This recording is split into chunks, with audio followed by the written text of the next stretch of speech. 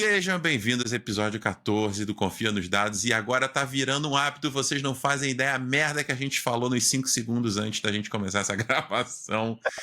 Politicamente incorreta, proibido para menores de 18 anos.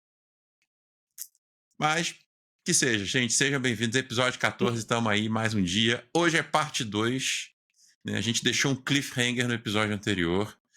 Mas, antes de a gente partir pro cliffhanger, o UFC, porradaria liberada, 5 minutinhos sem perder a amizade. 5 minutinhos não, né? Tem sido na casa de 60, 65 minutos, né? Né? Obviamente baseado em dados, né? A gente já tem uma média aqui que eu tenho observado, nossos episódios estão todos ficando na casa entre 1 hora e 10, mas vamos lá. Notícias da semana. People. Notícias da semana. O que vocês nos trazem de notícias da semana? Notícias Nenhuma? da semana. Eu acho que uma coisa Ou que alguma? está tangenciado muito com notícias, uma notícia anterior que a gente passou, quando a gente foi falar do Rodden, né? Não, desculpa, do Devin. Do Devin. Sobre fake resultados falsos sobre desenvolvimento. E acreditem, se quiser, a OpenAI já está recebendo reclamações sobre resultados falsos. Ou seja, a sociedade está começando a reagir contra as empresas que liberam. Primeiro, um resultado dizendo que é top e não é, né? Quando você pega e olha o open source, vai avaliar e tudo mais. Mas, segundo, também sobre um problema que o próprio Google enfrentou no passado com a AI dele, né?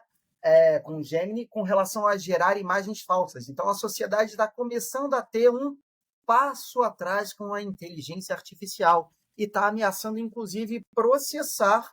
Por enquanto, ainda estamos na base de reclamações, mas a gente tem essa notícia aí que é do dia, se eu não me engano, 1º de maio. Já tem, então, alguns diazinhos aí, mas a sociedade está começando a fight back, está começando a reclamar com relação aos resultados falsos. O que tem muito a ver com o que a gente tem falado, né, gente, sobre a importância de saber um pouco de inteligência artificial, de como as coisas funcionam por trás, para saber que resultados esperar. Porque a sociedade está reclamando sobre obter resultados que ela não esperava. Agora, será que ela não esperava porque a inteligência artificial está falhando? Ou será que ela não esperava porque ela não entendeu muito bem o que a inteligência artificial generativa pode trazer de benefícios para Generativa. nós? Muito bem colocado. Muito bom, porque isso me leva à notícia que eu ia trazer, né? Que, na verdade, é a continuação da notícia da semana passada. Eu vou até aproveitar para falar da minha notícia. Eu vou até testar uma funcionalidade aqui que eu quero saber se essa desgraça funciona. Vou compartilhar a tela aqui. Vocês estão vendo? Sim. Apareceu? Sim. Esse cara aqui é o Rabbit R1, que eu falei na semana passada, que foi o lançamento que veio depois daquele cara do Humane, o Humane Pin, que tipo, o Humane foi aquela merda toda que a gente já falou. O Rabbit lançou, também foi massacrado, mas foi um cadinho menos massacrado. E aí toda a mídia veio e falou, cara, ainda assim esse negócio é um lixo.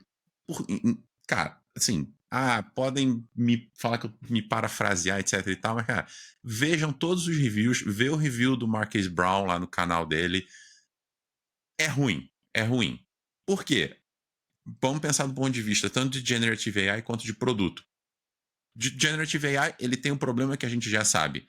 Você fala, ele demora para responder, né? E todos nós aqui sabemos por que existe um delayzinho. O delay dele é muito menor do que o do Humane, mas tem. Calma que eu tô chegando na notícia, porque isso eu falei na semana passada da notícia. E aí, tá. E aí, parte da questão é, todo mundo ao longo da semana fizeram review, teve review pra caceta e tal. Esse é o aparelhinho, tá, gente, que eu tô mostrando aqui na tela. É um aparelhinho, ele é um quadradinho, laranjinha assim, custa $200. Falam que a bateria dele é um lixo, né?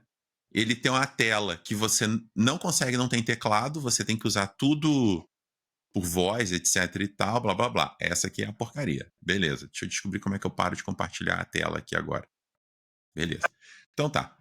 Qual foi que todo mundo falou? Cara, por que eu tenho que ter outro aparelho no meu bolso se eu já tenho celular? Isso é uma discussão que a gente já teve aqui outras vezes. Para eu ter outro aparelho no meu bolso, junto do meu celular, esse negócio tem que ser muito bom. O negócio tem que ser muito útil. Vão ver os vídeos. Não é. Não é. E eu vou chegar agora na notícia.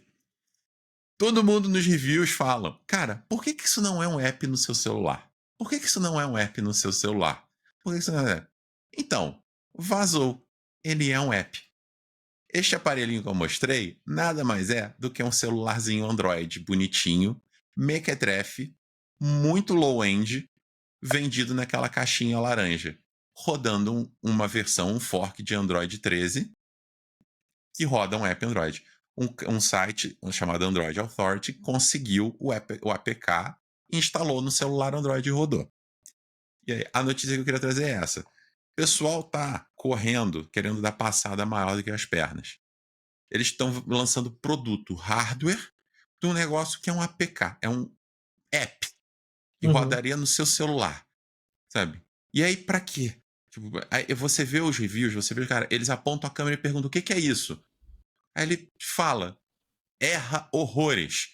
Por quê? Porque a gente sabe como o GenAI funciona, né? Ela não é uma parada necessariamente. Ela pode ser extremamente mais confiável, mas, cara, a quantidade de fail-safes, security checks, double checks, etc., vai aumentar a latência absurdamente. Então, assim, ela não está pronta para o prime time para um dispositivo desse. Então, a notícia que eu queria trazer é, depois de todas essas últimas semanas que a gente teve de consumer products saindo, né, querendo empurrar a revolução da GenAI, na minha humilde opinião, falhou miseravelmente. Né? E ainda mais, a cerejinha do bolo foi eles descobrindo que o produto era um app. É um app. O cara do Android Authority, o jornalista que descobriu isso, publicou no Twitter, o CEO da empresa, do Rabbit, basicamente cagou na cabeça do jornalista, falou, foda-se, eu quero que ele seja aqui mesmo, isso não importa. Bloquearam a conta do jornalista no meio ambiente lá deles, no coisa do Rabbit, e vida que segue.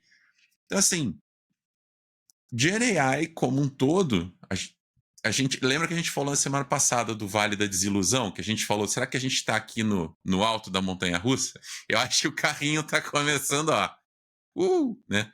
Em alguns cenários, em outros não. Essa é a notícia que eu queria trazer. É meio notícia, meio tópico de discussão, mas esse não é o tópico de hoje. Eu só queria deixar essa notícia porque eu achei ela muito curiosa. Quem acompanhou, acompanhou. Quem não acompanhou, tá aqui, fique sabendo disso. Mas, beleza, vida que segue. Partimos pro tópico. Bora lá, Não, gente. e mais uma Ou vez, não. é legal que a sua notícia conecta com uma outra que eu queria trazer, tá? Que, literalmente, essa questão me permite também fazer uma correção no que eu falei anteriormente, né? Eu achei que estava apenas no nível de reclamação, porque eu tinha visto a notícia no dia 30 de abril, para ser exato. E aí achei que o status era aquele mesmo, mas não, virou processo, tá, gente?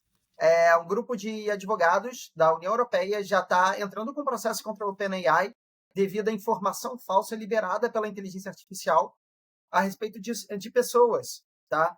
E a OpenAI simplesmente disse que não tem como corrigir esse problema no chat GPT.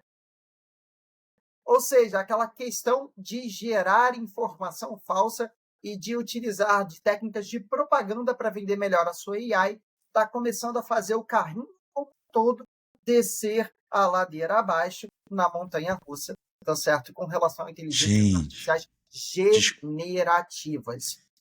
O eu que lembrei. me leva a mais uma notícia, que é o seguinte, e aí relacionada à parte da academia e da ciência, um grupo de pesquisadores, tá certo, de Princeton, simplesmente soou o alarme e trouxe evidências de que a inteligência artificial generativa impõe, sim, riscos à integridade científica se a gente não começar a educar como utilizá-la, mas mais do que isso, tá? A definir limites para a produção científica baseada em inteligência artificial generativa. Você me lembrou. Eu tenho mais uma notícia que eu queria falar. Por algum motivo ela tinha me sumido. Mas, cara, vocês estão sabendo, isso é uma notícia barra várias coisas.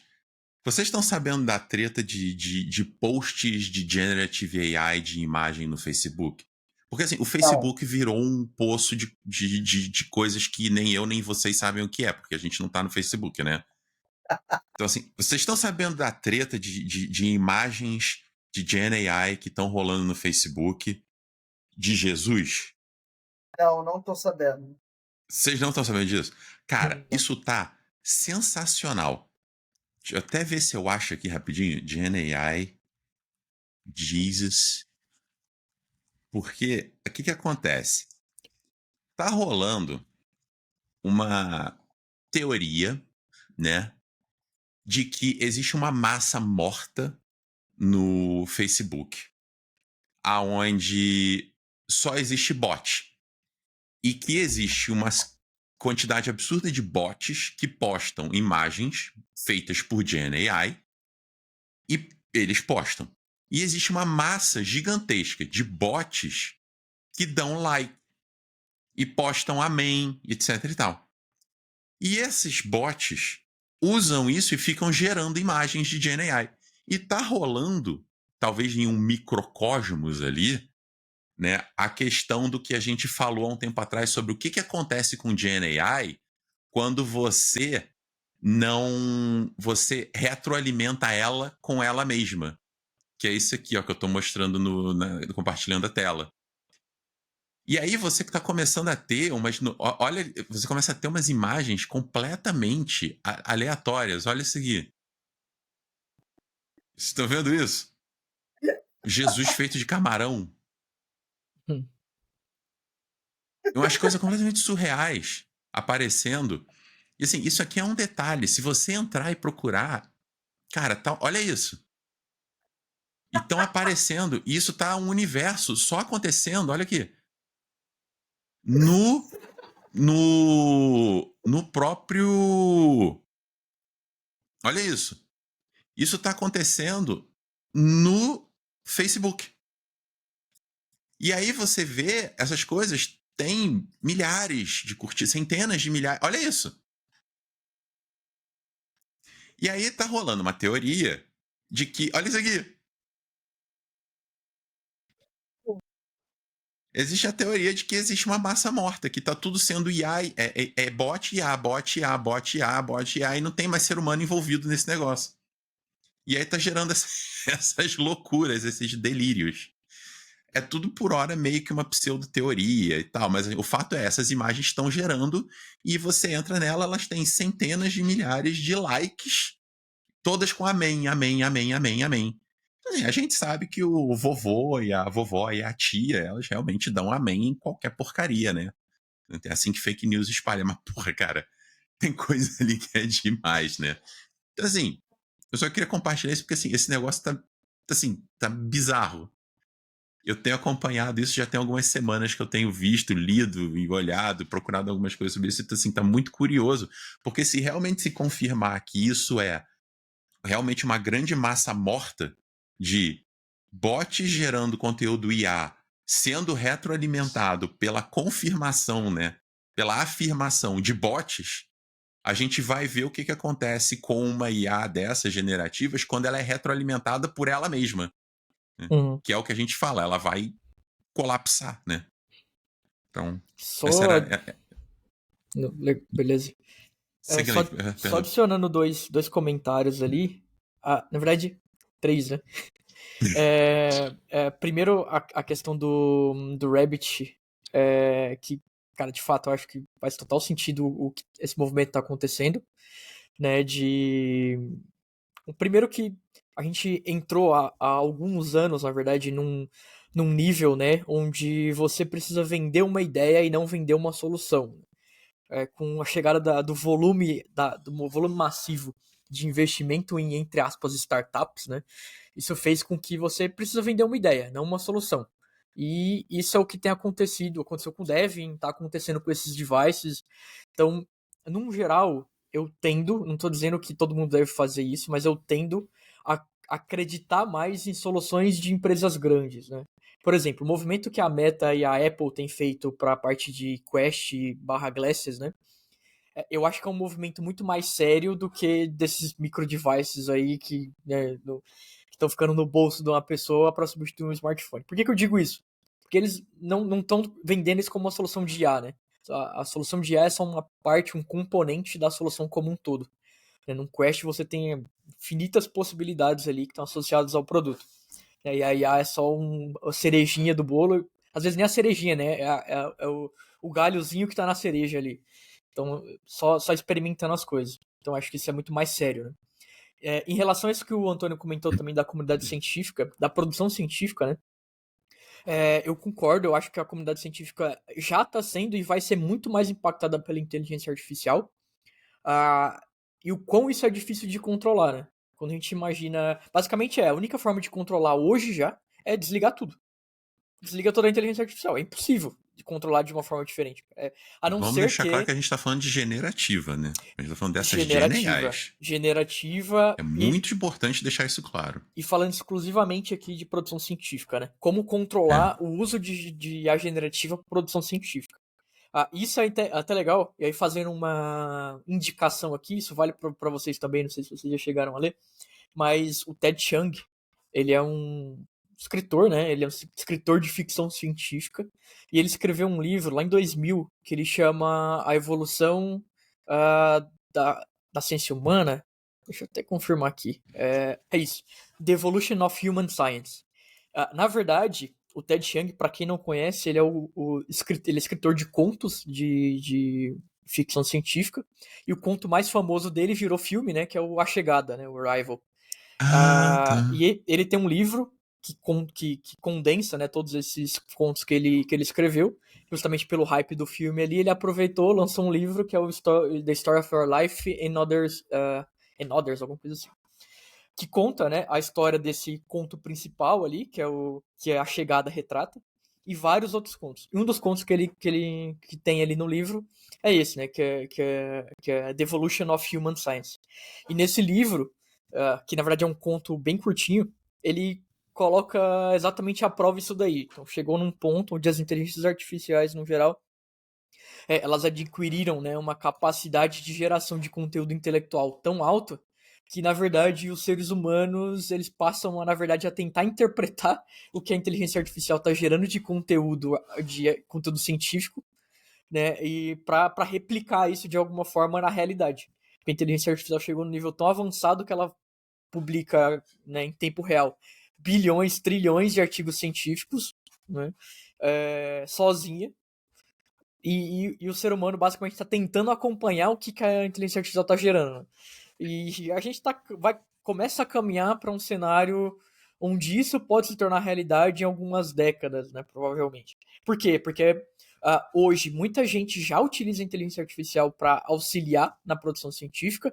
A gente tem muita produção científica, principalmente na área de medicina, visualização de imagens médicas, etc., onde a inteligência artificial já tem uma capacidade superior à humana, né, na identificação de padrões ali. Então, a tendência é que isso se propague cada vez mais, né? E aí, como que a gente cria controle sobre isso? E voltando ali fazendo o paralelo, né, com o tema do Facebook, é exatamente o que a gente está se deparando ali. Como eu consigo limitar o que é humano e o que não é, né? Obviamente, tem as coisas que são muito absurdas, que é o caso aí que o Marcos mostrou. Então aquilo dali é fácil de identificar, de certa forma, né? Apesar de muito do que tá ali como bot não ser necessariamente um bot, por motivos óbvios. Mas, como eu consigo identificar o que é produzido de fato por um ser humano e o que não é, né? Cada vez é mais difícil apontar isso. Então, eu acho que esse comentário foi extremamente interessante, mas eu acho que, assim, não é só o problema da inteligência artificial gerar conteúdo, tá? Acho que o problema aqui é ela gerar um conteúdo que não é íntegro, que não é realmente científico, que não segue as bases de reprodutibilidade, de verificabilidade da ciência, e a gente aderir como verdadeiro, tá? Tem um case conhecido, se você pesquisar no Google, sobre um cara que utilizou imagem gerada por GenAI para falar, acho que sobre reprodução em ratos. E, tipo, a imagem, literalmente, Cara, eles eu pegavam um vi rato isso. e faziam um rato com um saco escrotal gigantesco, só para você ver, teoricamente, células pequenas que estavam dentro do saco escrotal. Só que aquela imagem é completamente falsa, ela é absurdamente falsa. A ponto de Uhum. não conseguir perceber que é falso. Agora, e quando elas não conseguem perceber que é falso? E aí você ameaça a integridade da ciência mesmo. Tá? Eu acho Sim, que é sim. aí que gera o risco, é aí que está o perigo. Tá? Aham. A gente começar a entender informação que não é verdadeira como científica e querer trazer para a vida real quando, tipo, o bicho, não, é arriscado. Acho que é aí que Uhum. gera o risco, porque por que a ciência fez a humanidade caminhar? Porque ela impôs aquele negócio de, olha, você repetir diversas vezes o mesmo experimento para você entender o que realmente está gerando aqueles resultados, para você começar a identificar e começar Sim. a aprender, a acumular conhecimento. Agora, se a gente for fazer isso via inteligência artificial generativa, sem um mínimo de cuidado, a gente vai esbarrar em problemas semelhantes ao que o Victor Asimov identificou nos livros de sci-fi dele lá da década de 80, sei lá, Isaac, 70, não sei. Isaac Asimov. É isso. Victor não, Isaac Asimov. Mas, cara, que na verdade, Tipo, assim, acaba dando mais volumetria ao absurdo, né? Porque no final das contas, exatamente absurdo científico sempre perfeito, existe, né? Absurdo. perfeito, perfeito, é Assim, isso. não, eu acho que aqui, talvez o Antônio já tenha feito isso, mas, cara, por exemplo, eu tenho publicação em revista, em congresso internacional, e é difícil, porque você passa por uma bancada que avalia o seu artigo. Ainda assim, não é uma garantia de que um absurdo não vai passar, né? A gente sabe disso. A comunidade científica tá repleta de absurdos. A grande vantagem disso se é replicável, outras pessoas vão usar o meu estudo como base, vão confirmar ou vão, né, anular aquela minha hipótese ou aquilo que eu afirmei. O ponto é que a inteligência artificial ela traz volume para o absurdo, né? Então, É cada vez isso. fica mais difícil de eu validar, porque o volume de publicação científica aumenta exponencialmente, porque fica muito mais fácil gerar uma publicação, né? E aí, cara, de novo, eu acho que entra nesse mérito aí, né? Na verdade, entra no mérito da comunidade científica em conseguir avaliar ou dar celeridade ao processo de avaliação de publicação científica, né? Porque aí, se eu começo a atrasar também esse processo, por outro lado, isso vai entrando ali no subúrbio do científico, né? Que é, beleza, se eu não consigo publicar isso numa revista, eu vou publicar em qualquer lugar e as pessoas vão levar isso como verdade, né? Hoje ficou muito mais fácil de compartilhar informação. E a inteligência artificial ela dá volume ao absurdo, que a gente tem muito mais. O nosso problema hoje não é encontrar informação, né? É minerar a informação com qualidade. É. Pô, mas acho que a gente tá gastando muito tempo aqui. Vamos fazer um top. Mas vambora. Mas assim, foi bom. A gente foi uma boa sequência de notícias. Rendeu. Sempre válido. Acho que esse é um Tendo isso tópico até dito, pra gente trazer num próximo episódio aí, né? De como isso afeta, né? Informação gerada, etc. podemos ficar com esse deverzinho de casa. Tendo isso dito, gente, bora lá. Onde paramos no outro episódio, né? No outro episódio a gente estava conversando sobre a questão da geração Z, né? Como o perfil da geração Z vem se mostrando, digamos assim, disruptivo. Disruptivo é a palavra? Ou talvez finalmente realista, né? Finalmente viu a luz, depende da sua perspectiva, ou tem gente que acha que eles são sem noção. A gente estava discutindo isso, né? Vamos lá. E aí a gente terminou no cliffhanger de, cara, área de dados, né? A gente precisa de pessoas. Como é o que a gente. Quem é o perfil que vai voar melhor? Pessoas mais velhas, pessoas mais novas, né? O que ajuda nessa área? O que é pior? Assim, o que atrapalha? Tem o famoso dinossauro, aquele cara engessado, aquele cara mais novo que está agora começando, que está com aquele gás, que quer aprender qualquer tecnologia que vem pela frente. se eu bem me lembro, a gente terminou o episódio nessa, tipo assim, o Aaron tinha... Foi o que você falou, Aaron, no final? Tipo, que... Eu lembro que uma das últimas comentários que a gente fez, você falou que tinha... qual foi a frase que você falou? Que você comentou que tinha... Putz, não que lembro achava agora.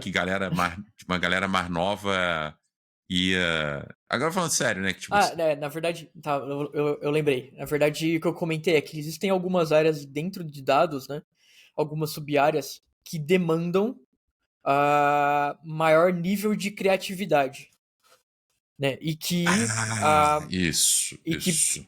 obviamente, isso não é uma regra, de novo, deixando isso muito claro, né? Mas, historicamente, as pessoas mais jovens, elas tendem a ser mais criativas por ter uma visão diferente daquela realidade ali, né? Então, por isso eu vejo que a geração Z tem uma importância, e aí não é a única importância, e já coloco o meu adendo, que vai ser o meu kickstart aqui, né? Vamos chamar assim, de que, cara, dentro da área de dados hoje, tem espaço para todo mundo, porque faltam profissionais.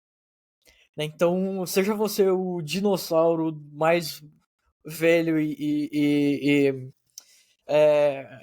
caramba, fugiu a palavra agora. Sacanagem, hein? Já chamou o cara de dinossauro na lata. Não, mas, tipo assim, tem as pessoas que se Seja identificam você como aquele dinossauro cara e que tudo aprende. bem, cara. Tudo bem, tá ligado? É porque precisa desse cara também. O cara lá que gosta das coisas mais antigas, né? A gente precisa desse cara, entendeu? Seja você aquele cara que aprendeu a programar em COBOL. Exato. Seja o cara que ele usava ali um computador só tela preta, até o cara agora que só quer usar o arrasta e solta, tem espaço para todo mundo, cara. Tem espaço para todo mundo dentro da área de dados. O ponto é que tem algumas áreas de dados e isso tende a ser mais relevante com o tempo, eu vejo. E aí tem alguns temas que eu quero discutir com vocês aqui, mas a parte criativa eu acho que tem uma tendência de ser o futuro, vamos dizer assim, dos dados. Na verdade, já é o presente, né? Há pouco tempo, há poucos anos ali, vamos dizer que a área mais importante de dados era BI, agora está caminhando para essa parte de inteligência artificial. Mas as pessoas já entenderam, né, a importância de entender dados e a partir da compreensão dos dados tomar decisões, né? Então, cada vez mais, quanto mais criativo eu for para apresentar essa informação de uma forma clara para todo mundo, melhor. Né? Então, por isso que eu comentei ali que eu acho que a geração Z tem um espaço super importante, né, no futuro dos dados. Sim, se você me perguntar, reforçando o que você disse, eu acho que você está correto, tem espaço para todo mundo, tá? Mas eu acho que isso também acontece porque o mercado, as empresas, o mercado privado começou a entender que você ser orientado a dados sem ter também uma orientação a negócios, de nada adianta.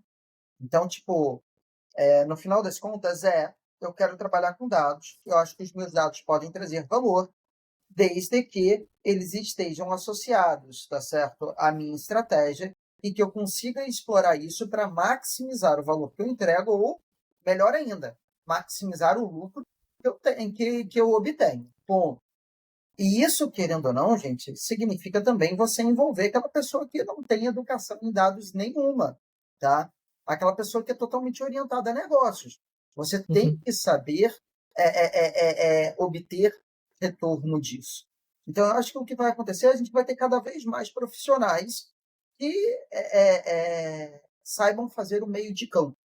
Eu lembro de uma vez que eu fui negociar, não chegou a virar uma realidade, mas eu fui negociar um curso de visualização de dados na Procuradoria do Estado do Rio de Janeiro, tá? E lá eu cheguei a conversar com um rapaz que trabalhava lá dentro, e ele me disse as seguintes palavras: Antônio, eu, entre os procuradores, estou longe de ser o melhor procurador, mas eu sou aquele que melhor sabe de visualização de dados. E entre as pessoas que sabem de visualização de dados, eu estou longe de saber, de ser o cara que mais sabe de visualização de dados, mas eu sou o melhor procurador. Então, ele era muito bom em fazer o meio de campo, tá? Ele era muito bom em fazer esse meio de campo. Como que a gente pode utilizar a visualização de dados para melhorar os resultados da procuradoria, tá? E eu acho que isso vale para todas as empresas. É você literalmente saber fazer esse meio de campo. Porque, cara, vamos falar de dados de verdade, vamos ser roots. A gente pode falar aqui de tipo indicadores cada vez mais sintéticos, de como obter realmente valor dos dados. Vamos falar aqui de assimetria de informação, vamos falar de média, mediana, para ser aquele cara mais básico. Vamos falar de análise exploratória pesada. Porra, a gente consegue. Só que a gente vai trazer valor se falar disso com um cara que só entende de negócio, só quer saber como vender mais? Não. Então a gente precisa saber fazer esse meio de campo. Então eu acho que todo profissional que tem interesse de trabalhar com dados vai ter a areazinha dele ali para debater, para discursar, para contribuir os 5 centavos que ele tem para contribuir. Mas, e é aí que eu acho que reforça muito o que você falou, o cara saber ser adaptável dá a ele uma vantagem. E é isso que essa última geração, que é a Gen Z, reclama demais. Mas ela tem um grande benefício a favor dela, que ela se adapta com muita facilidade. Eu tenho uma... Não, perdão. Não, vai lá. Eu tenho uma visão sobre isso. Porque, assim, eu concordo com quase tudo que o Aaron falou. Do ponto de, assim, com relação à questão da criatividade, etc e tal, com a visão do dinossauro, né? Concordo com quase tudo isso.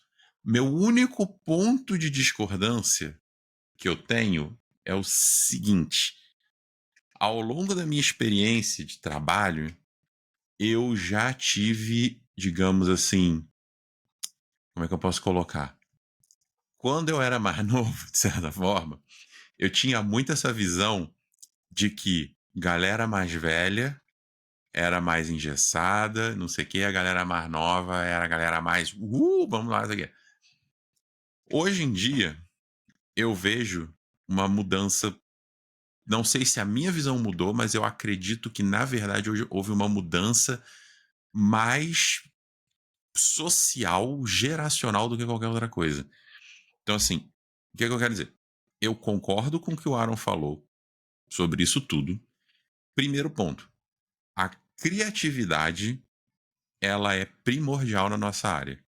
Não somente na ciência de dados, mas na nossa área aqui como um todo, a criatividade é o ponto-chave. Por quê? Cara, não é uma área que alguém chega e fala, cara, faz A. E você vai e faz A. É uma área que alguém chega e te pega, você tem que fazer algo abstrato. Então você não tem como sair do outro lado se você não for criativo, né? Se você for falar algo especificamente de ciência de dados, o famoso feature engineering, né? Cara, é algo estupidamente que exige criatividade, em muitas vezes. Porque, assim, você tem que pensar em coisas... É um termo muito simplório, às vezes, mas, cara, ele exige um grau de criatividade muito alto. Mas, beleza. O meu ponto é? Eu acho que essa definição de criativo versus dinossauro, etc., ela não tá, na minha visão, atrelada à idade, nem à geração. Eu conheço muito pessoa criativa que tá ligada nas novidades, etc e tal, e que é mais velha que eu, e eu conheço um monte de dinossauro que é Gen Z. Uhum. Também é o que eu falei, não é uma regra, né? Até você vai ver um monte de Gen Z também que é dinossauro. Eu queria colocar uma pimentinha com isso, que é o seguinte, que eu vou deixar aqui pra falar. Porque a gente tá falando de Gen Z no outro episódio, e a gente esqueceu de falar uma coisa muito interessante. E isso que eu vou falar não é da minha cabeça, é algo que é muito sério, de verdade, que está acontecendo. Vocês podem olhar por aí, isso aí tá pingando notícia para todo quanto é lado. Tem faculdade instituindo curso de informática de volta, porque a Gen Z que não sabe mais mexer com o computador. Tá? Cara, até isso era um comentário que eu queria fazer, e só pra mim não perder aqui o raciocínio, que eu tô fervilhando algumas informações aqui, eu vou acabar esquecendo. Mas esse é um ponto... Eu fechei a minha linha de pensamento, eu só queria ter colocado esse ponto sobre, eu queria segregar idade dessas características. Não, ótimo. E eu acho que isso que você comentou agora por último é super importante, essa questão da informática, né, entre aspas, porque eu particularmente, eu fiquei temporalmente no limbo, né? Entre a geração Z e a geração Y ali, né? Então, Não, você é millennial, Jorge. Você é então, millennial, mas cara. eu fico ali naquele limbo que eu digo limbo porque são alguns anos que você não tá nem em um nem em outro, né? Você é velho demais pra estar em um, mas novo demais pra estar em outro. Então é um cenário onde você fica no meio termo ali. Mas o que eu quero You're dizer. the last of us. Exatamente. E aí, o, o que é interessante é que eu acho que a nossa geração aqui, né, é a última geração onde a gente pensa do seguinte, né, o jeito fácil é um jeito de fazer. E a geração Z, ela pensa de uma forma bem diferente, que é o jeito fácil é o jeito de se fazer. Né? E isso afeta muitas coisas, que por isso que eu digo, né, os dinossauros. E aí, quando eu digo dinossauro, cara, eu nem acho que a geração Y é a geração de dinossauro ainda. Né? A geração que tá no meio termo, porque a gente tá praticamente num cenário onde a gente tem 3 gerações como profissionais, né? Geração Z entrando, a geração Y Aqui, aqui, né? Que é o estável. tendo burnout, né? Exatamente. Se fudendo, E tem ganhando outras. mal. E tem outras gerações, não vou nem colocar outra, mas tem outras gerações que estão ali permeando entre meados e final das carreiras. Então, a gente tem tudo ao mesmo tempo. E uma coisa que eu vi recentemente, e faz total sentido com essa questão da informática, e exatamente com isso que eu estava falando, né? De o jeito fácil ser o único jeito, eu vi isso para cloud computing, né? O que acontece? Basicamente, a gente está caminhando para um cenário onde toda a parte de infraestrutura está concentrada em 3 ou 4 provedores, né? Principalmente de cloud ali. Vamos colocar que está centralizado entre Google, Amazon e Microsoft. Né? Isso está fazendo com que, obviamente, o conhecimento de infraestrutura, né, do mundo está sendo centralizado em algumas poucas companhias, e cada vez mais tende a ser menos companhias.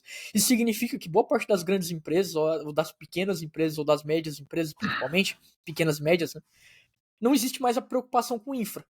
Ou existe uma preocupação muito abstrata, muito pouco abstrata de infra.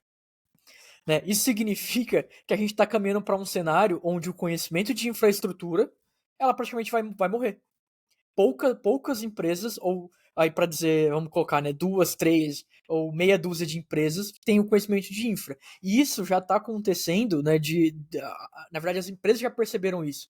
Inclusive, depois eu posso até compartilhar com vocês, eu vi uma notícia na semana passada sobre isso, em que provedores menores de cloud estão tendo uma dificuldade absurda de encontrar profissionais com conhecimento de infra, exatamente por esse motivo. Porque a boa parte das empresas, né, tem perdido profissionais de infra, ou tem mandado, vamos dizer, tem demitido, né, profissionais de infra, porque eu não preciso mais desse cara, eu preciso de um cara que entende ali como provisionar algum serviço dentro de um Google Cloud, dentro do AWS, dentro do Azure. Né? E as pessoas que conhecem de fato de infraestrutura estão trabalhando para essas grandes empresas para organizar essa infraestrutura e abstrair, né, esse cenário para as outras empresas. E isso tende a acontecer com várias outras coisas. Posso pôr uma pimentinha nisso daí? Vai lá, vai lá. Você foi longe nisso. Uhum. Eu vou puxar isso para trás. Uhum. Porque assim, a geração Z, ela é a geração que está entrando no mercado agora, mas é a geração que também está na faculdade. Sim. E a geração que também está entrando na faculdade ainda. Ela está toda esse range. Uhum. Você está falando de pessoas no início do mercado que estão preocupadas em achar gente que não sabe montar uma infra. Isso é um problemão. Eu estou falando de gente que não sabe o que é uma pasta. Que não sabe o que é uma estrutura de diretório. Sim. Estou falando de gente que quando o cara chega na faculdade e o professor fala, me envia um documento, me envia o trabalho em um arquivo de Word, ela o cara não não sabe. WhatsApp, né? Exato. Eu tô falando de uma situação de um nível tal que é o seguinte: isso aqui é a única noção que a pessoa tem sobre dispositivos de tecnologia na vida dele. Vamos É lá, isso aqui. Marcos, mas as duas coisas não estão desassociadas, tá? Uhum. Por que eu tô te dizendo Não isso? estão. É Cara, exatamente o que eu tô falando. Elas não estão. Isso tá tudo linkado. É exatamente isso que eu tô falando. vou dar uma de maluco religioso aqui agora. A lei da semeadura não falha. A gente colhe o que a gente planta. Gente, a gente tem plantado isso há muito tempo. Quando a Sim, gente sim. tenta caminhar para o que é mais fácil, tá? Para a gente facilitar as coisas, a gente acaba literalmente deixando algumas coisas que são fundamentais e básicas de lado. Eu já vi Sim. mãe, eu já vi pai reclamando que, porra, a filha não faz nada dentro de casa. Se você pudesse voltar no tempo e mostrasse para esse pai e para essa mãe, beleza, quando é que você ensinou ela a ser proativa e fazer as coisas? Nunca, porque você tira a roupa suja da menina para lavar, você monta, deixa o pratinho de comida montado na geladeira, ela só tem que colocar no micro-ondas, você não ensina ela a fazer É. um arroz, você não ensina ela a ligar. Cara, eu vi, tá? Macaco velho reclamando que a filha não sabia desligar uma sanduicheira. Bicho, não tem que desligar, é você puxar a bosta da sanduicheira da tomada. Então, tipo assim, E eu tô brincando com isso, mas, tipo assim, vamos lá, vamos raciocinar. Aproveitando o que o Aaron falou, que ele ali no final, ele resumiu em uma frase tudo que eu tenho aqui agora nesse momento. Isso acontece em muitas outras áreas. Por quê? Cara, se você não dá mais emprego para quem trabalha de infra, não vai. as próprias pessoas que estão aprendendo vão entender o seguinte: esse não é um conhecimento importante, elas param de estudar aquilo ali. E ao parar de estudar aquilo ali, aquilo se perde com o tempo. Por que arquiteto de dados é um cara que, tipo, ele está valendo ouro no mercado? E Sim, Por que até fazendo um engenheiro de paralelo dados... com a Fala, nossa fala, vida fala. aqui, ô, Antônio. Cara, hoje tem muita gente entrando no mercado, os caras estão muito mais preocupados aqui na ciência de, vou puxar para ciência de dados e data viz, né? é. O cara quer, putz, mas por que eu preciso fazer fit engineering se tem uma biblioteca do scikit-learn que faz isso para mim? Por que eu vou construir um modelo de machine learning se tem um AutoML, se tem um AutoAI? Para que eu vou construir um pipeline de dados se tem um designer aqui numa ferramenta de cloud? Por que eu vou pensar num gráfico novo se tem um pronto lá no Tableau? Né? Eu vou usar um gráfico de barra, não quero criar um gráfico diferentão aqui, bonito, só pro meu cliente. Vou puxar aqui, arrastar, se eu precisar de uma informação diferente, dane-se. Vai ser um gráfico de barra porque é o que eu sei fazer. Né? Porque é fácil de fazer. Entendeu? E esse tá Aí, sendo o problema, né? Acho que a grande dificuldade. É o sinal que a gente passa. É o sinal que a gente passa. Por que eu estou te dizendo isso? Esses dias eu entrei numa polêmica de um post que não vou utilizar palavras ofensivas, fez no LinkedIn, dizendo que, olha, para você ser um bom profissional de analista de negócios, você não precisa saber nada de design. Eu peguei e verifiquei, por isso que você está fazendo uma porrada de dashboard aí que não tem valor nenhum para a empresa. Por isso que você está encontrando autor renomado de visualização de dados que está tendo que escrever livro falando sobre dashboard so what? São os dashboards que não agregam valor nenhum. Por quê? Porque o cara não quer aprender o mínimo de design. O pessoal acha que design é sobre deixar bonitinho. Design não é sobre deixar bonitinho. É sobre deixar eficiente. É sobre o cara olhar o dashboard e falar assim, porra, agora eu entendi qual que é o problema aqui no meu flow de negócio. Agora eu entendi o que eu tenho que consertar para vender mais. Agora eu entendi Antônio. o que eu tenho que fazer para lucrar mais. Design não é deixar bonitinho. E aí eu estou dizendo que é sobre o sinal que você passa. Se você não valorizar o cara de infra, porque você tem o cara lá da cloud que resolve, esse profissional vai valer ouro. E pior do que isso, a Gen Z que está aprendendo agora vai falar, cara, eu não preciso aprender infra. Eu não preciso, por quê? Porque tem cloud. Uhum. Mas eu vou te falar, assim, sobre essa. Assim, primeiro, só um parêntese. Eu tenho vivido essas semanas. Eu lembrei exatamente de você várias vezes, porque eu tive esse problema e eu tive que incorporar o teu mindset. Coisas de trabalho. Graças a Deus, eu tô falando em português, então, um dashboard lá, o pessoal falando pra caralho, dashboard, investindo pra caralho, chegou no dashboard, eu não me envolver uma hora. Sobre o dashboard do dashboard. Eu falei, gente, olha pro dashboard. O que isso tá dizendo? Ah, o índice, o indicador tal, indicador tal, indicador tal. Aham. Tá bom ou tá ruim? Aí ficou aquele cri, cri, cri. Porque assim, porrilhão de número, gráfico, indicador, eu entendo o que é aqueles indicadores que já são. Eu falei, gente, tá bom ou tá ruim?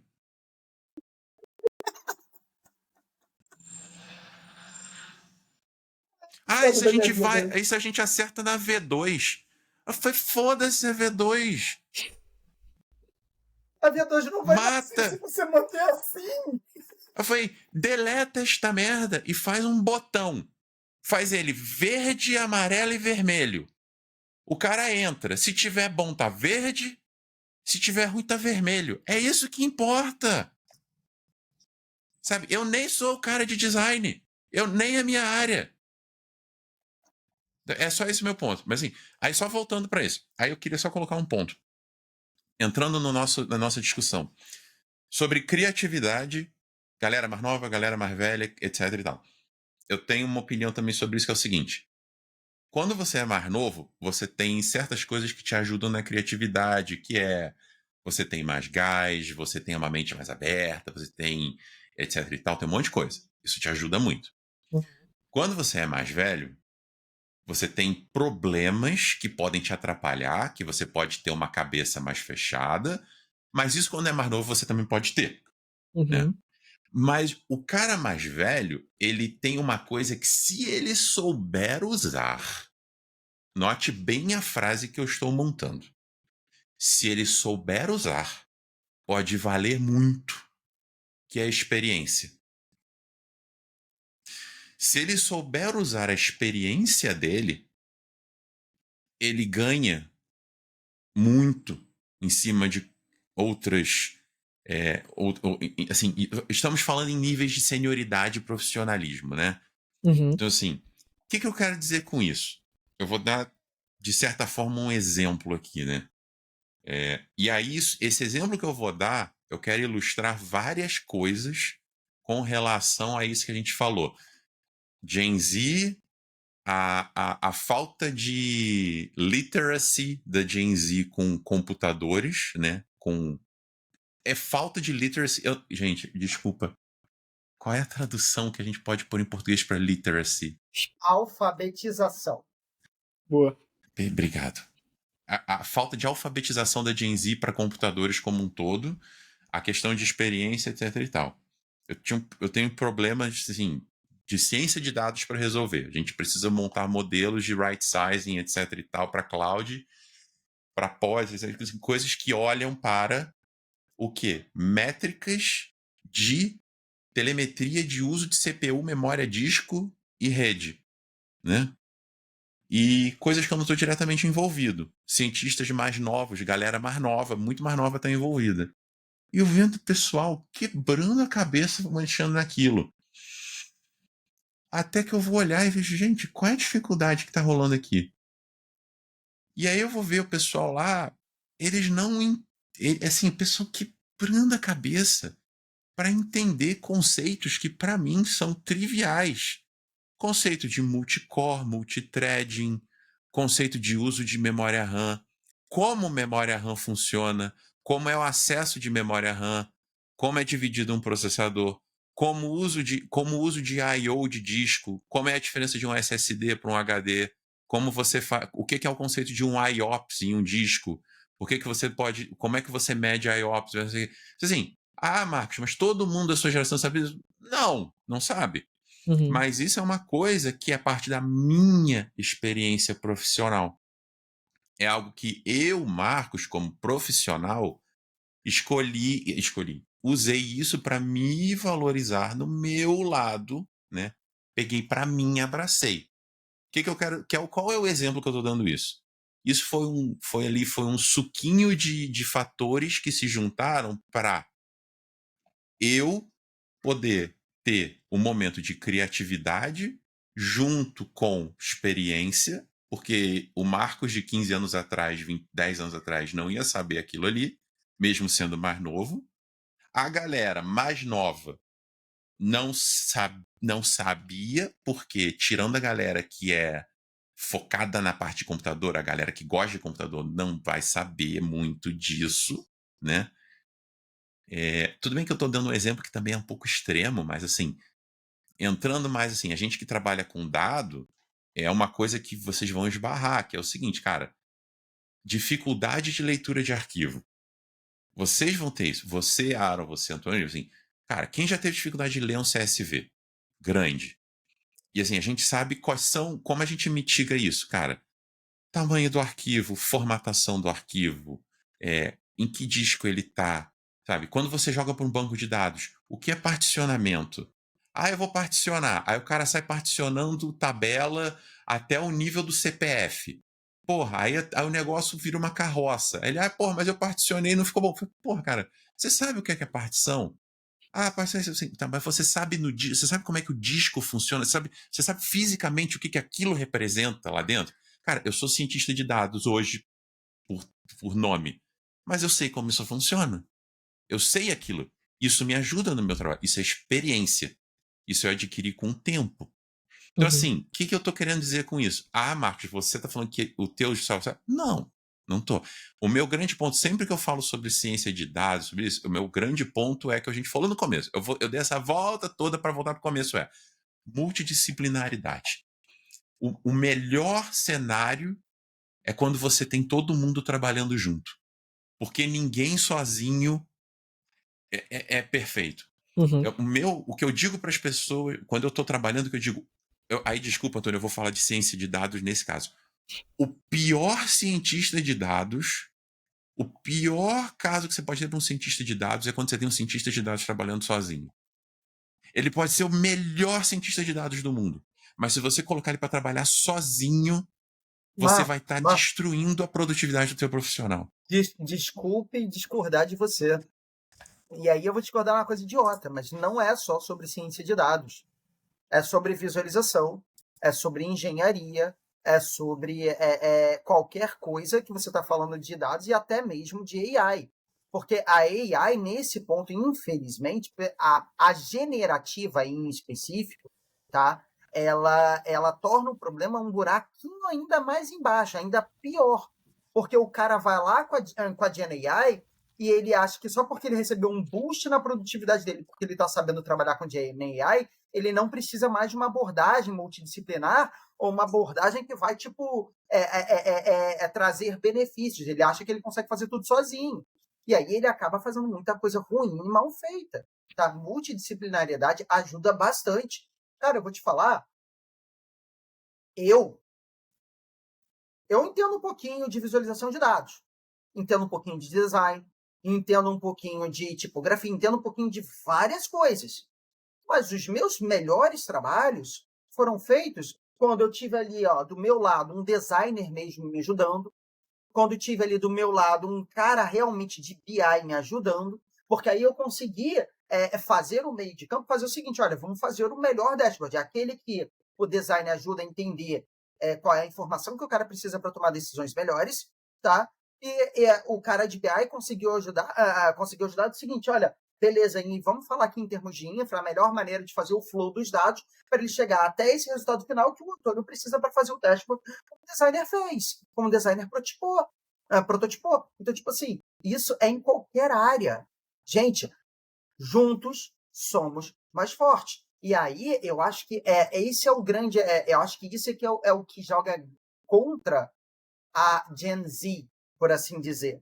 Por quê? Porque ao querer o mais fácil, muitas vezes eles se esquecem de que, olha, para chegar no mais fácil, você precisa comer muito feijão com arroz e passar pelos problemas para entender por que aquilo é mais fácil e por que aquilo é mais fácil.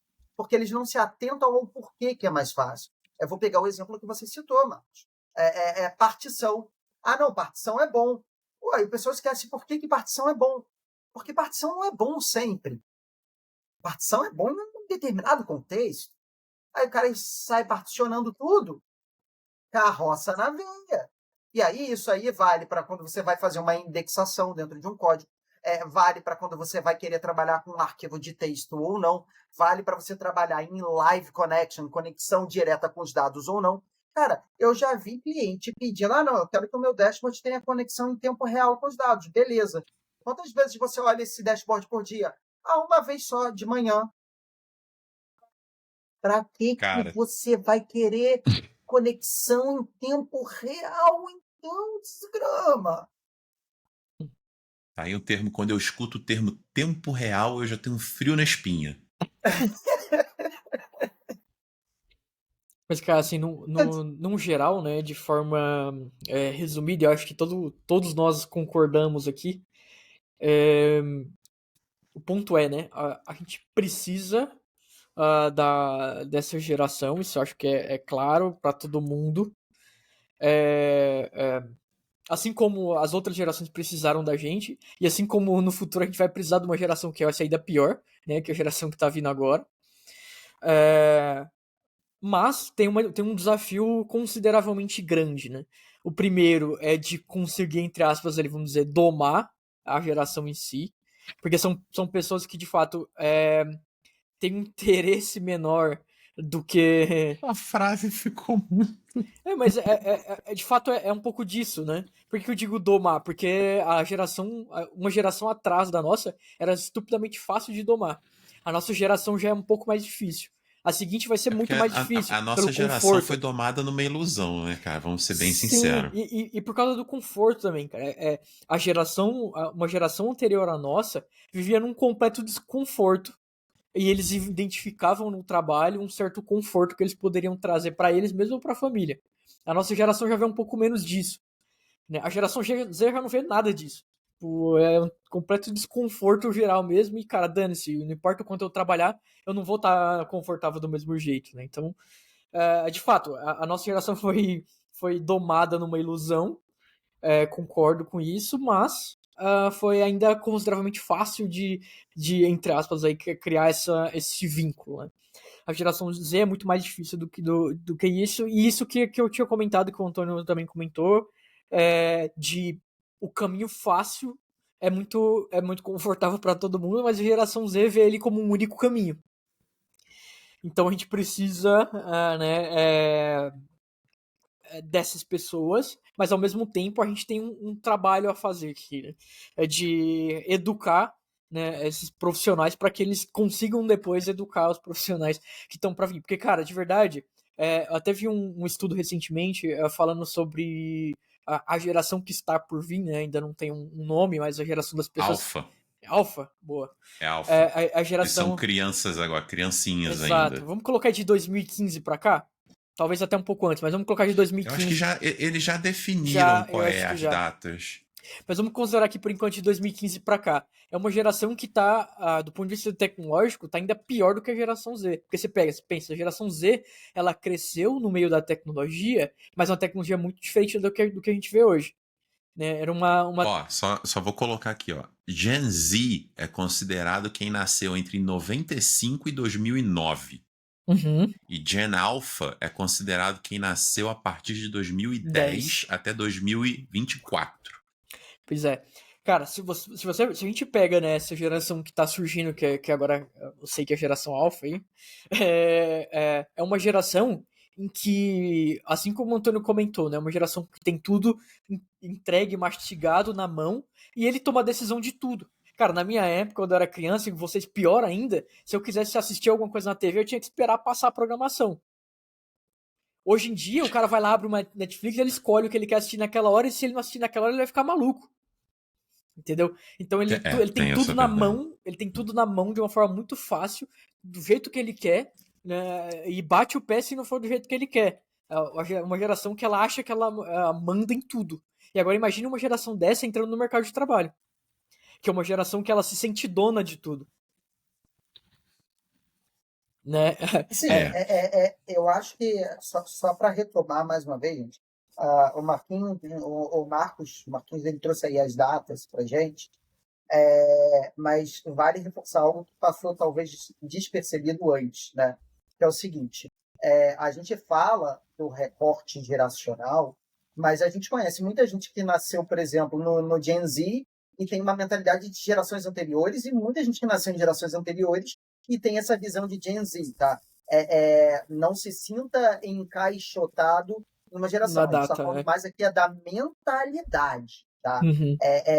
O problema da mentalidade que a gente está associando a Gen Z, mas que também tem os seus benefícios, é que literalmente uma geração que ela está perdendo da memória o porquê das coisas. Ela se apega à facilidade e não vê quando que aquela facilidade se aplica ou por que ela se aplica. E é aí que reside o problema. Vamos falar, por exemplo, mais uma vez, de dados, tá? Eu já citei esse problema, esse negócio em outro episódio, não lembro qual, mas eu trago aqui de novo. Modelos associados à ciência de dados. Vamos falar de principais componentes. Nego, eu já vi gente utilizando principais componentes para fazer feature engineering. Eu falei assim, não, pelo amor de Deus, não.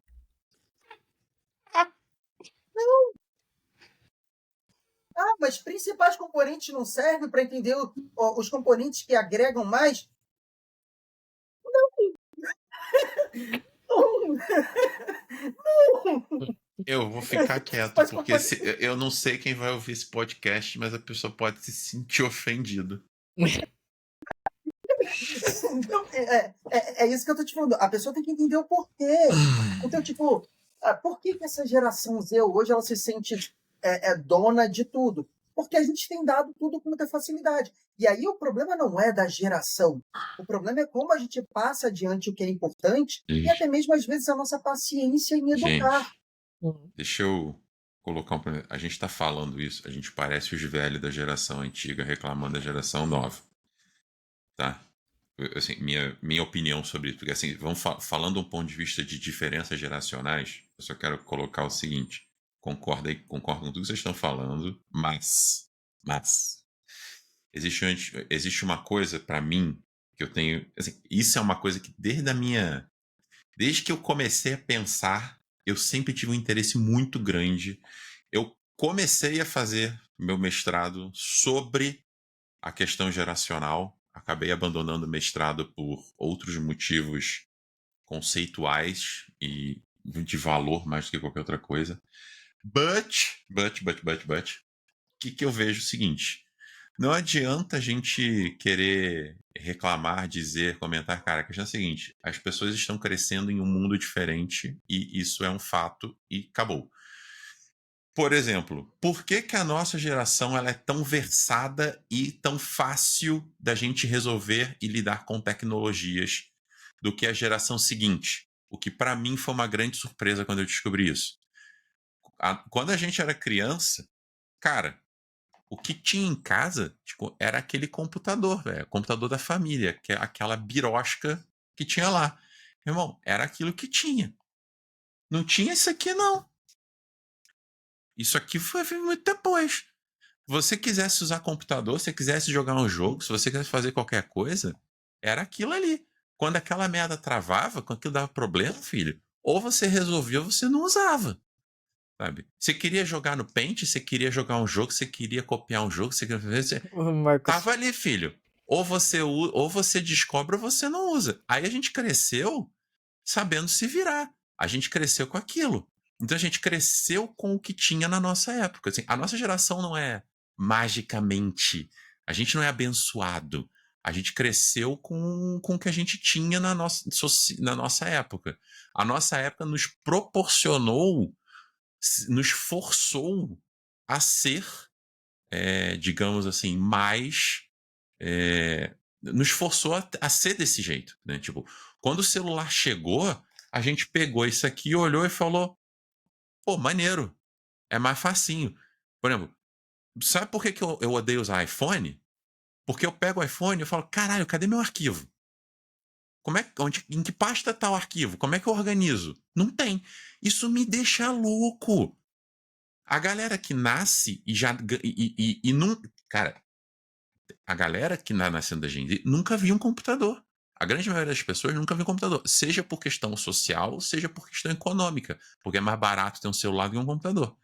Então, assim, esse ponto, assim, tem que entender a questão, é socioeconômica, etc. Então, assim, eu só vou deixar isso aqui. Então, assim, para mim, isso aqui é um adendo.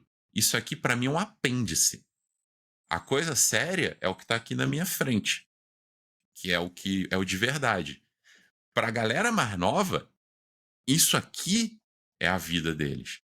Então, o que eu ia Isso aqui. falar era mais ou menos disso mesmo, porque, no final das contas, essa geração anterior, né, vamos dizer assim, enxergava no computador uma oportunidade também, né, de conseguir um trabalho mais simples, vamos dizer assim, né, do que você ter que, enfim, ter um trabalho mais manual ou mais industrial e etc. Né? Essa geração de agora, ela também vê isso no celular, porque afinal das contas ela bota isso na cara e faz uma arte ali, né, para não dizer uma dancinha, e ela tá ganhando dinheiro também, então assim, eu acho que também tem a ver com a forma como as pessoas veem o trabalho, entendeu? Hoje em dia, essa é uma geração que enxerga nisso daqui, né, nesse carinha aqui, a oportunidade também de trabalhar, entendeu? E não tem nada de errado nisso, Não, gente. não, Tá é tudo uma forma bem. diferente Tá de tudo ver. E bem. era como a gente viu o É. computador também, né? Isso, tá tudo bem. A questão toda é que a pessoa só tem que entender o seguinte: isso aqui que tá na nossa frente não sumiu. Não vai sumir. O mundo ainda roda com isso aqui. Ela só tem que entender que quando ela entrar no mundo e começar a trabalhar, ela não vai sentar no escritório. Graças a Deus, eu espero que ela nunca sente no escritório, ela trabalhe remoto, né? O dia que ela tiver que trabalhar, e de verdade, desculpa, ficou muito ruim. Não, porque assim, cara, quem trabalha rede social e tal é um trabalho do cara que trabalha muito. Por produzir conteúdo, trabalho pra cacete. Mas assim, Sim. tiver que trabalhar igual a gente trabalha com programação, dados, etc. Que tiver que usar uma máquina, assim, a interface for essa, cara, desculpa, você vai ter que aprender. Sinto muito. Né? E Faz esse é um parte. desafio nosso aqui também, né? Eu não acho que é só uma questão ali da geração Z, mas é um desafio nosso, e é o que a gente tá tentando fazer aqui, de certa forma, né? De convencer essa geração de que existem outros caminhos. Né? Porque, cara, Você- se a gente for parar pra pensar, é uma geração que ela tem pouquíssimo interesse em trabalhar em diferentes coisas, né? E a tecnologia é uma coisa que pode parecer interessante de início, mas ela é complexa. E ela perde esse fator de Eu, interesse na primeira dificuldade que a pessoa se depara, e eu, né? e eu acho que esse é o ponto, Aaron. Não é só ensinar que existem outros meios, existem caminhos alternativos. E eu acho que é ensinar também o valor dos caminhos mais difíceis. Exato. Existe um ditado antigo que fala exatamente sobre você pegar atalho para tudo. Quando você quer pegar atalho para tudo, você acaba esquecendo qual é o caminho principal. Tá? Então, assim, particularmente, a gente precisa ensinar que algumas coisas podem até ser mais difíceis, mas lá para frente elas vão gerar os seus frutos. Uhum. Elas vão gerar você ter um resultado melhor. Porque ela vai te ensinar muita coisa no meio dessas dificuldades. Cara, concordo com tudo, mas eu ainda vou deixar mais um ponto aqui, porque assim, eu sempre vou olhar essas coisas de um ponto de vista mais socioeconômico olhando principalmente socioeconômico do Brasil. Pega na nossa idade, quando a gente era criança pré-adolescente. Tipo assim, ou você tinha um computador em casa ou você não tinha nada, né? Se você quisesse estudar, sei lá, programação, por mais mequetrefe que o computador fosse, você conseguia comprar um livrinho na loja, aqueles livrinhos Java for Dummies, C Sharp for Dummies, bababá, e usava. Ia rodar mal? Ia rodar. O cara que hoje só tem um celular, ele não vai conseguir fazer nada, porque o celular não faz isso. Aí que entra uma questão, tipo, a pessoa hoje que mora numa periferia, tem uma situação econômica muito ruim, e ela pegou o dinheirinho que ela suado que ela tinha, e ela escolheu comprar um celular, ela matou ali a oportunidade que ela tinha de ter um outro equipamento que poderia trazer para ela uma oportunidade de aprendizado e ensino muito grande. E esse assunto é muito complicado e entra em um tópico muito grande, complexo e difícil de discutir. Uhum. Porque o celular, ele é muito apetitoso. Mas é esse o problema. O celular, ele não é uma ferramenta tão versátil quanto o computador é. Mas eu acho que essa conversa ela vai muito mais longe se a gente entrar nisso. Uhum. Isso, inclusive, pode ser tema de um episódio futuro, que é a infra mesmo com a qual a gente trabalha. E aí eu não estou falando de infra de servidor, eu estou falando de tipo notebooks, computadores, celulares, tudo mais. As vantagens Qual e o desvantagens mínimo de para você cada começar a uma. trabalhar, né? Principalmente quando a gente fala de dados, de AI, e quando elas são uma limitação e que tipo de limitação é, tá? Porque, assim, são pontos bem interessantes e que são relevantes que a gente pode deixar aí para o nosso público. Porra, será que eu preciso de Interessante. um notebook para tudo? Não. Por exemplo, eu vou te falar uma coisa sem sacanagem. Eu não tenho desktop na minha casa. Eu tenho um notebook. Só que o meu notebook ele funciona como desktop. Porra, faz sentido eu ter um notebook nessa questão? Não faz? Quando que é vantajoso? Quando que não é? Então, tipo, isso aí são pontos que a gente pode falar da área de dados, da área de AI. Eu acho que Gostei. Gostaria de passar um episódio falando sobre isso. eu Gostaria. acho que seria interessante. O que tu acharam? Próximo Boa. episódio. Pode ser, pode Será que o ser. pessoal vai gostar de ouvir isso? O que precisa para começar na área de dados? Qual o MVP, Minimum Viable Product, para você começar a estudar e trabalhar na área de dados? Cara, Vamos deixar um spoiler aqui? É muito menos do Não que é você só imagina. isso. Não é só isso, tá? Não é só isso. Não é isso. Cara, posso te deixar um spoiler? Dá pra ser, tá? dá. Esse que eu ia falar. Dá pra ser. Cara, posso te dar outro spoiler? Você nem precisa ter um desktop pica, não precisa ter um notebook bom. Qualquer bagaceira que você tiver aí funciona. Hoje quase Não mesmo. tudo é fácil de fazer. Eu On the posso cloud. no episódio. Se você quiser usar cloud, aí a brincadeira fica Mas fácil. não é Mas nem eu cloud posso. não, cara. Collab, Google Collab, por exemplo. Mas Google Colab é cloud. É. A gente já tá falando do episódio que vem. Vamos lá, Parou. vamos lá. Spoiler. Chega. Acabou o episódio. Já acabou o episódio, Acabou. porque ó, já tem 1h10, eu sei que vocês estão cansados. Mentira, vocês não estão, não. Pode continuar. Beijo, amor. Sei que você é a única que vem até a final. Beijo.